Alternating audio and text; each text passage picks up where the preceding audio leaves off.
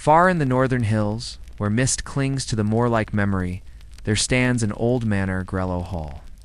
The wind speaks through its broken chimneys. Shutters rattle like sleeping teeth. Its hearths have long gone cold. But one room, just one, still glows, because someone still lives there. Not loudly, not often seen. Her name is Anwan, and she keeps the tapestries. They hang floor to ceiling. Some so old the threads seem made of shadow.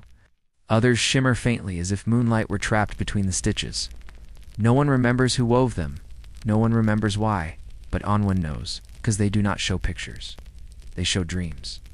When the fire is low and the night is long, Anwan walks the halls with bare feet and soft hands. She listens. And sometimes, if she listens well enough, a thread calls to her. She follows it, needle in hand, and adds to the dream. Not from imagination, from memory. It said Grello's tapestries were first woven by a blind nun in the 13th century, Agnes the Silent. She never spoke a word, but her hands moved like water over cloth. She claimed each dream came not from her, but through her. She wove the feeling of holding a lover's hand before parting for war, the sound of bees returning to their hive after a thunderstorm, the scent of pages in a book never read, but always kept. And she stitched these feelings so finely that the dreams lasted. Anwan is her last descendant. She does not know how to paint. She cannot write music, but she can mend dreams. She can hold a fading thought in a warm palm and coax it gently into thread. Each night she chooses a tapestry. Each night she adds one stitch. Never more, never less. Just enough to keep the dream breathing. One night the fire grows cold too quickly. Coals crackle, then fall still. Anwan lights a lantern, yes, a lantern, and the glow wavers through the tapestry chamber. She walks slowly, listening, waiting, and then a thread pulls slightly toward her fingers.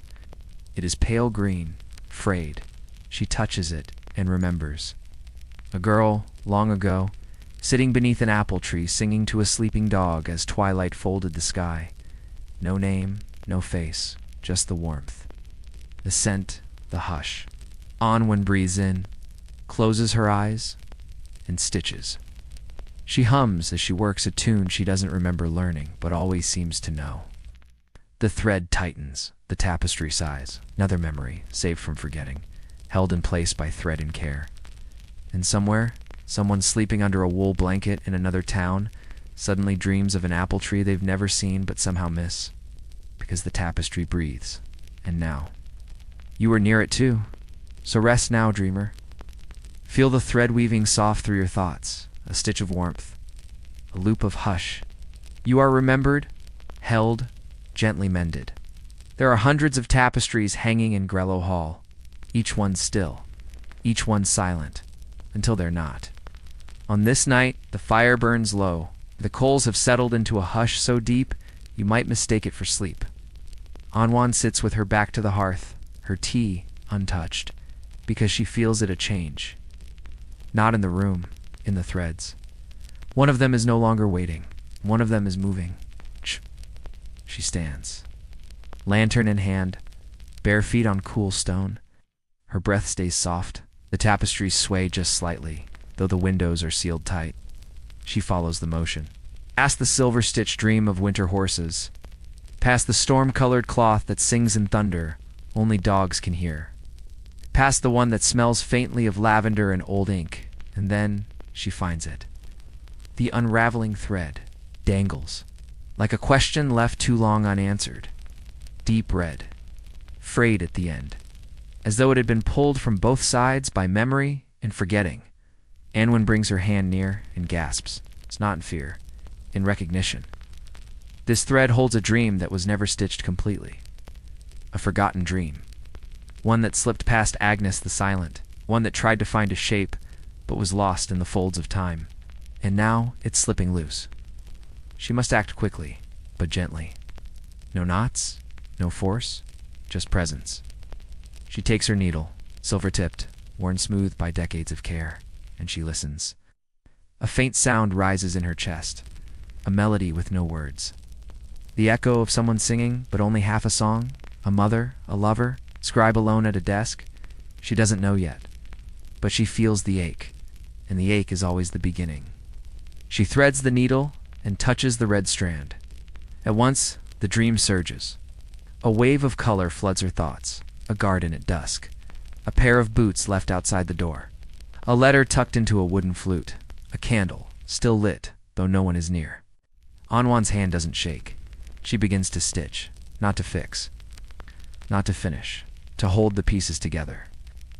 As she works, the tapestry shimmers. The unraveling slows. The forgotten dream begins to remember itself. It isn't a story. Not quite. It's a feeling. The moment someone left and someone else didn't say goodbye in time. Not sadness, not regret, just an empty chair. And the scent of rosemary in the cushion. Anwan breathes in and adds one final stitch. Not at the end, in the middle, where the memory had thinned, like whispering you are still here. The thread still dangles, but now it is quiet, rested. The tapestry sighs again, then stills. A dream no longer unraveling, but not quite whole. That is enough. Anwan steps back, and the room holds its breath with her. Sometimes dreams don't need to be perfect. Sometimes they only need someone to believe they were worth saving. That's what Anwan does. She keeps the frayed ones, the forgotten ones. She does not restore them. She remembers them. With thread, hush, and care. So now, dreamer, if there's a thread in your thoughts tonight that feels unraveled, a moment you almost forgot, but still long for, let it rest. Let it be held. The tapestry does not need to be complete, only loved, only listened to. Let your breath be the final stitch. You are not coming undone. You are being rewoven, even now, even here.